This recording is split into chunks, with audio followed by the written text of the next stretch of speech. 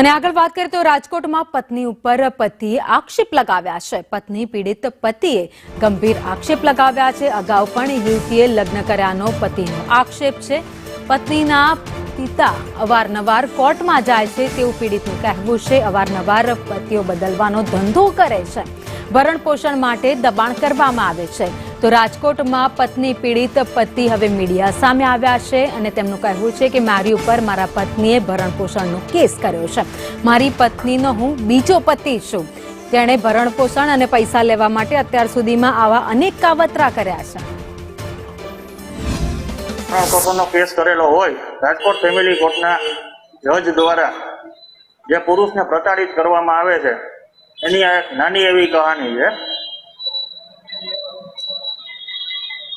કોર્ટે અમારી કોઈ પણ વાત મંજૂર રાખ્યા વગર ભરણ પોષણનો વચગાળાનો હુકમ કરેલો છે અને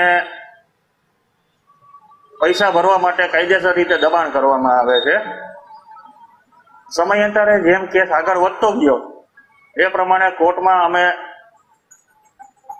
મારા પત્નીના પિતા દ્વારા વારંવાર અવારનવાર પુરુષોને પ્રતાડિત કરવા માટે કોર્ટમાં ઢસડી જવામાં આવે છે અને તેમની દીકરીઓ પુરુષ બદલાવાનો કાયદેસરનો ધંધો કરે છે એ જાહેર કર્યું છતાં કોર્ટે અમારી વાત માન્ય રાખી નહીં। ત્યારબાદ મારી પત્નીને કોર્ટમાં ગૃહિણી એવું દર્શાવી અને પોતે નોકરી કરે છે તે વાત કોર્ટમાં અમે રજૂ કરી છતાં પણ કોર્ટે અમારી વાત મંજૂર